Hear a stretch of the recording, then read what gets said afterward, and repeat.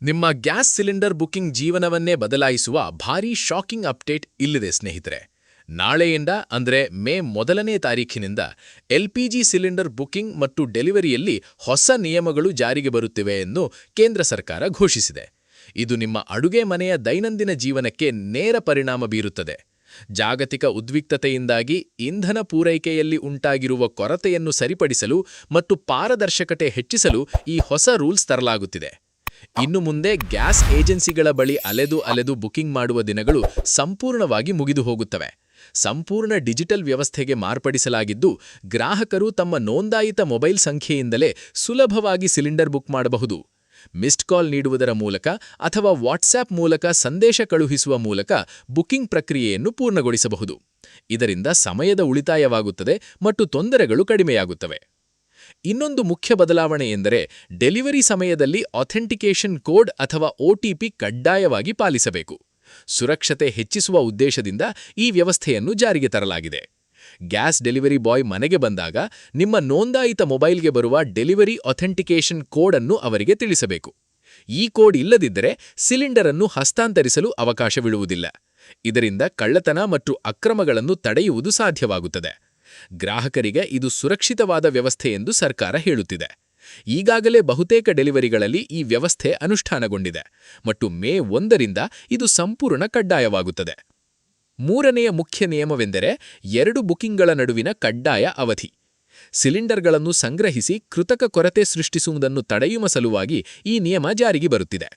ನಗರ ಪ್ರದೇಶಗಳಲ್ಲಿ 1 ಸಿಲಿಂಡರ್ ಪಡೆದ ನಂತರ ಮುಂದಿನ ಬುಕಿಂಗ್ ಮಾಡಲು ಕನಿಷ್ಠ 25 ದಿನಗಳ ಅಂತರ ಇರಬೇಕು. ಗ್ರಾಮೀಣ ಪ್ರದೇಶಗಳಲ್ಲಿ ಈ ಅವಧಿ 45 ದಿನಗಳವರೆಗೆ ಹೆಚ್ಚಾಗಬಹುದು. ಹಿಂದೆ ಇದು ಸುಮಾರು 21 ದಿನಗಳಷ್ಟಿತ್ತು, ಆದರೆ ಈಗ ಇದನ್ನು ಹೆಚ್ಚಿಸಲಾಗಿದೆ. ಸಿಸ್ಟಮ್ ಸ್ವಯಂಚಾಲಿತವಾಗಿ ಈ ಅವಧಿ ಪೂರ್ಣಗೊಳ್ಳದಿದ್ದರೆ ಬುಕಿಂಗ್ ಅನ್ನು ಬ್ಲಾಕ್ ಮಾಡುತ್ತದೆ.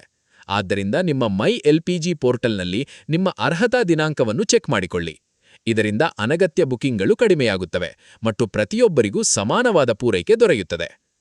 4ನೇದಾಗಿ, ಒಂದೇ ಮನೆಯಲ್ಲಿ ಪೈಪ್ ಗ್ಯಾಸ್ ಅಥವಾ ಎಲ್ಪಿಜಿ ಸಿಲಿಂಡರ್ ಎರಡನ್ನೂ ಒಟ್ಟಿಗೆ ಬಳಸುವುದಕ್ಕೆ ನಿರ್ಬಂಧ ಹೇರಲಾಗಿದೆ.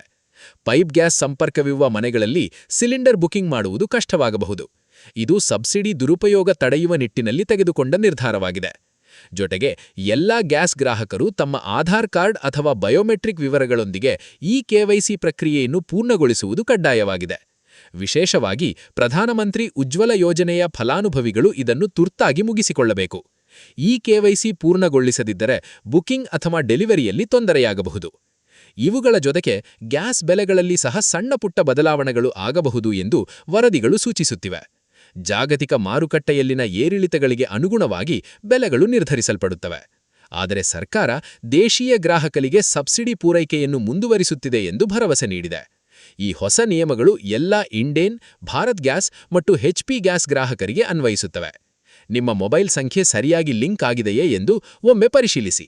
ಮೈ ಎಲ್ಪಿಜಿ ಅಪ್ಲಿಕೇಶನ್ ಅಥವಾ ವೆಬ್ಸೈಟ್ನಲ್ಲಿ ಲಾಗಿನ್ ಮಾಡಿ ನಿಮ್ಮ ಅಕೌಂಟ್ ಸ್ಟೇಟಸ್ ಅನ್ನು ಚೆಕ್ ಮಾಡಿ. ಯಾವುದೇ ಸಮಸ್ಯೆ ಇದ್ದರೆ ನಿಮ್ಮ ಸ್ಥಳೀಯ ಗ್ಯಾಸ್ ಏಜೆನ್ಸಿಗೆ ಸಂಪರ್ಕಿಸಿ ಅಥವಾ ಟೋಲ್ ಫ್ರೀ ಸಂಖ್ಯೆಗೆ ಕಾಲ್ ಮಾಡಿ ಸಲಹೆ ಪಡೆಯಿರಿ. ಸ್ನೇಹಿತರೆ, ಈ ಹೊಸ ನಿಯಮಗಳು ನಿಮ್ಮ ಗ್ಯಾಸ್ ಬಳಕೆಯನ್ನು ಹೆಚ್ಚು ವ್ಯವಸ್ಥಿತ ಮತ್ತು ಪಾರದರ್ಶಕವಾಗಿಸುತ್ತವೆ. ಇದರಿಂದ ಅಕ್ರಮ ಬುಕಿಂಗ್ ಮತ್ತು ಸಬ್ಸಿಡಿ ದುರುಪಯೋಗ ಕಡಿಮೆಯಾಗುತ್ತದೆ. ಆದರೆ ಕೆಲವು ಗ್ರಾಹಕರಿಗೆ ಇದು ಸ್ವಲ್ಪ ತೊಂದರೆಯನ್ನುಂಟು ಮಾಡಬಹುದು. ಆದ್ದರಿಂದ ಮುಂಚಿತವಾಗಿ ತಯಾರಾಗಿರಿ. ನಿಮ್ಮ ಮನೆಯಲ್ಲಿ ಗ್ಯಾಸ್ ಸಿಲಿಂಡರ್ ಬಳಕೆಯನ್ನು ತಿಳುವಳಿಕೆಯಿಂದ ಮಾಡಿ. ಅನಗತ್ಯ ವ್ಯಯವನ್ನು ತಪ್ಪಿಸಿ. ಈ ಬದಲಾವಣೆಗಳ ಬಗ್ಗೆ ನಿಮ್ಮ ಅನುಭವ ಅಥವಾ ಅಭಿಪ್ರಾಯಗಳನ್ನು ಕಾಮೆಂಟ್ನಲ್ಲಿ ತಿಳಿಸಿ.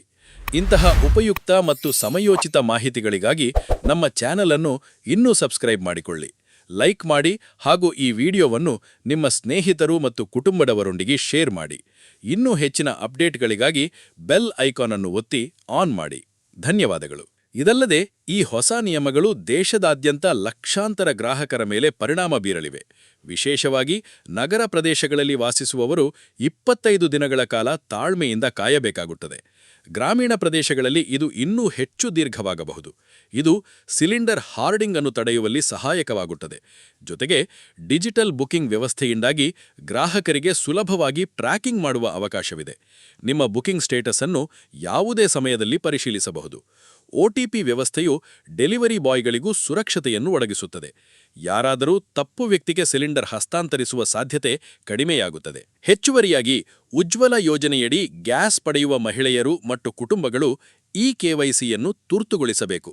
ಆಧಾರ್ ಲಿಂಕಿಂಗ್ ಪ್ರಕ್ರಿಯೆಯನ್ನು ಪೂರ್ಣಗೊಳಿಸದಿದ್ದರೆ ಸಬ್ಸಿಡಿ ಪ್ರಯೋಜನಗಳು ತಡೆಯಾಗಬಹುದು.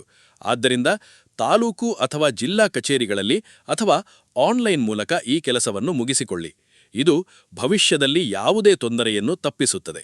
ಸರ್ಕಾರವು ಪೈಪ್ಡ್ ನ್ಯಾಚುರಲ್ ಗ್ಯಾಸ್ ಅನ್ನು ಪ್ರೋತ್ಸಾಹಿಸುತ್ತಿದೆ. ಆದ್ದರಿಂದ ಪೈಪ್ ಗ್ಯಾಸ್ ಸೌಲಭ್ಯವಿರುವ ಪ್ರದೇಶಗಳಲ್ಲಿ ಸಿಲಿಂಡರ್ ಬಳಕೆಯನ್ನು ಕಡಿಮೆ ಮಾಡುವ ನಿಟ್ಟಿನಲ್ಲೂ ಈ ನಿಯಮಗಳು ಸಹಾಯಕವಾಗುತ್ತದೆ. ಒಟ್ಟಾರೆಯಾಗಿ ಈ ಬದಲಾವಣೆಗಳು ದೀರ್ಘಕಾಲದಲ್ಲಿ ಗ್ರಾಹಕರಿಗೆ ಒಳ್ಳೆಯದನ್ನು ಮಾಡುತ್ತವೆ, ಪಾರದರ್ಶಕತೆ ಹೆಚ್ಚುತ್ತದೆ ಮತ್ತು ಸರ್ಕಾರದ ಸಬ್ಸಿಡಿ ಹಣ ಸರಿಯಾದ ವ್ಯಕ್ತಿಗಳಿಗೆ ತಲುಪುತ್ತದೆ.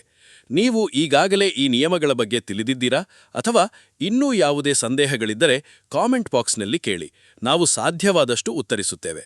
ಇಂತಹ ಮಾಹಿತಿಪೂರ್ಣ ವಿಡಿಯೋಗಳನ್ನು ನಿರಂತರವಾಗಿ ನೋಡಲು ನಮ್ಮ ಚಾನಲ್ಗೆ ಸಬ್ಸ್ಕ್ರೈಬ್ ಮಾಡಿ. ವಿಡಿಯೋ ಇಷ್ಟವಾದರೆ ಲೈಕ್ ಮಾಡಿ, ಶೇರ್ ಮಾಡುವ ಮೂಲಕ ಇತರರಿಗೂ ತಲುಪಿಸಿ. ಧನ್ಯವಾದಗಳು ಮತ್ತು ನಿಮ್ಮ ಅಡುಗೆ ಮನೆ ಸುರಕ್ಷಿತವಾಗಿರಲಿ. ಇನ್ನೂ ಹೆಚ್ಚಿನ ವಿವರಗಳಿಗಾಗಿ ಮುಂದಿನ ವಿಡಿಯೋಗಳನ್ನು ನೋಡಿ.